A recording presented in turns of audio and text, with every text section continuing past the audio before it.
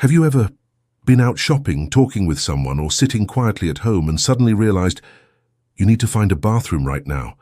Have you ever woken up in the middle of the night to damp sheets and felt a wave of shame wash over you? If so, I want to say this first, gently and with full honesty. You're not alone, and you have nothing to be ashamed of. I'm 78 years old. And it took me nearly a decade to learn something that should have been simple: urinary. Incontinence does not make you less of a person, but I didn't always believe that. I used to feel embarrassed every time I wore adult briefs. I stayed seated at family gatherings so no one would notice a wet spot. I stopped accepting invitations to church socials or dinners with friends because I didn't trust my own body anymore. It wasn't that I was weak, it's that I had convinced myself I was no longer normal. But here's the truth I wish someone had told me earlier: incontinence is incredibly common after 60. In the US alone, more than 1 in 3 adults over 65 experience some form of bladder control issue, men and women alike. Some leak when they laugh. Some lose control when lifting their grandkids. Some after surgery, some with age, but most of us stay quiet because we're taught to be embarrassed, and that silence, that's what really hurts. Not because we're weak, but because we've spent our entire lives being told to stay in control of our words, our bodies, our emotions, and when our bodies stop following the rules, we think we've failed. I used to believe that too, until one afternoon I saw my neighbor, she's 82, walking out to her garden wearing soft grey pants. She bent down to pick a flower, and I noticed a small wet patch. I looked away, politely, but then I heard her laugh. She turned to me and said, "Honey, at this age I leak like a teapot with a crack, but I still bloom every spring." We both laughed. She wasn't ashamed, and neither was I in that moment. That little moment broke something open in me. I began to realize this isn't about weakness. This is about living in a body that's aging and learning to live with it gracefully. I started reading. I learned about products that are discreet, thin and protective. I found out there are simple exercises like Kegels that can help, and more importantly, I started talking about it. I told my daughter. She paused, and then she hugged me. "Mom, it's okay, you're still my mom, always will be." And just like that, the shame I'd carried for years began to lift. If you're still listening, and you've felt what I've felt, please hear me now. You are still worthy of love, dignity, and respect, even if you wear adult briefs, even if you leak a little at night, even if your body doesn't work quite the way it used to. Incontinence does not make you less intelligent, it doesn't make you less valuable, and it sure as heck doesn't erase the decades of life you've lived and the wisdom you've earned. And if you're still uncertain, I get it, but I invite you to stay with this message, because in the next part, I'll share how I overcame the shame, how to talk about this with your family, how to find quiet confidence in public again, and how to start enjoying life again, fully, openly, freely. Getting older doesn't mean giving up, it just means learning to live a little differently. And once you stop hiding, you'll see something beautiful. Peace is still waiting for you, right here, right now, in the body you have. After I let go of the shame, something amazing happened. I started going outside again. I started laughing louder. I started living like myself again. Not like a problem to be hidden. But getting to that place took time. And it took some real changes. Not just in how I saw myself, but in how I handled the practical parts of living with incontinence. So if you're someone who's tired of hiding, if you've avoided road trips, long dinners, or even going to the movies out of fear, let me share what helped me, slowly, gently, and in real-life terms, because I'm not here to tell you to just be confident. I'm here to show you how to get there. Talk about it. Yes, even if it's awkward, I used to believe incontinence was a me problem, something to suffer in silence. But the moment I spoke it aloud, everything changed. It started with my doctor. I had delayed that appointment for years, but when I finally said, "I'm having some trouble holding it," he didn't look shocked. He didn't even blink. Instead, he nodded and said, "That's very common. Let's talk options." That's when I learned there are medical reasons this happens. For some, it's nerve-related. For others, it's muscle weakness after childbirth or prostate surgery. For many, it's just the bladder aging like the rest of us. Once I understood the why, it was easier to forgive the what. I told my daughter next, then a friend. I wasn't looking for advice, just understanding. And I got more than that. I got hugs, stories, laughter. Turns out everyone knows someone going through it, but no one talks about it until someone else goes first. Be that someone, even if your voice shakes. 2. Find products that respect your dignity. Let's be real. Most of us, when we hear adult diapers, think of something bulky, uncomfortable, even humiliating. But that's not what they are anymore. There are modern briefs, slim, breathable, and quiet. There are pads designed for light leaks.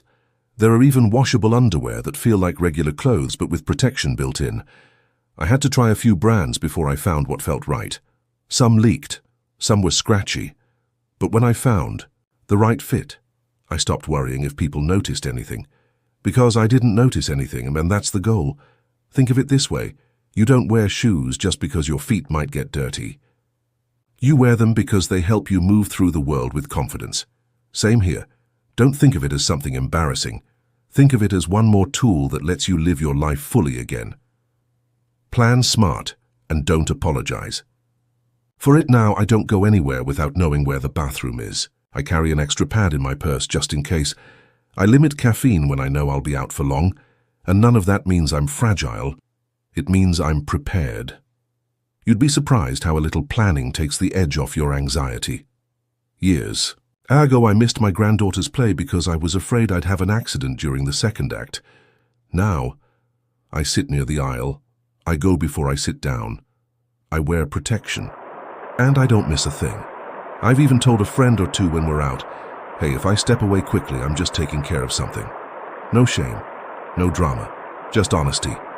Because the truth is, when we act like it's no big deal, it stops feeling like one. 4. Let go of the fear of judgment. This is the hardest part. I won't lie. We live in a world that praises youth, strength, and control. So when you lose control of something as basic as your bladder, it's easy to feel like you're failing. But hear me, you are not failing. Your body is changing. That's it. Just like your hair grayed, your joints stiffened, or your eyes need glasses. Would you judge someone for using a cane? Then don't judge yourself for using the bathroom more often, or for wearing protection. The people who truly love you don't care about your leaks. They care about your laughter, your stories, your presence.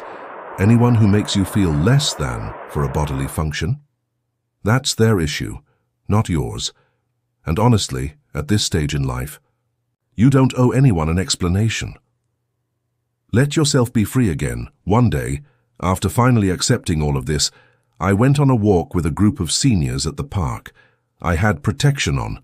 I had planned my water intake. But more importantly, I wasn't worried. I watched the leaves rustle. I laughed with my neighbor. And I felt something I hadn't felt in years. Freedom. It wasn't because the incontinence stopped. It was because the shame did. And once the shame lifted, I could breathe. I could live. I could show up. That's what I want for you too. So, take a deep breath. This isn't the end of your independence. This is the beginning of your courage. Your body may be changing, but your spirit is still vibrant. And your life, your beautiful, ordinary, extraordinary life, is still yours to live, fully and freely. Let's take a quiet breath together. You've made it this far in the conversation, and that means something. It means you've opened your heart. It means you're willing to see yourself in a kinder, more honest light. It means you're ready, or at least curious, to live with more ease, less shame, and deeper self-respect. So allow me to remind you gently, you are not broken. You are simply aging, and aging is not a mistake. It is the most natural, most sacred, most human thing in the world. I know society doesn't always make it easy. We see commercials that speak in hushed voices about incontinence. We see adult diapers hidden on pharmacy shelves as if they were something shameful. But what if we flipped the story? What if, instead of shame, we chose wisdom? Instead of hiding, we chose connection. Instead of apology, we chose grace. Here's the truth. Incontinence isn't the end of dignity. It's simply a reminder that we are not in control of everything, and we don't need to be. Real strength isn't about holding it all together.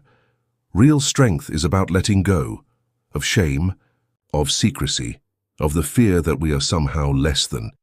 I've spoken to many older adults who've lived long, courageous lives, and you know what they say?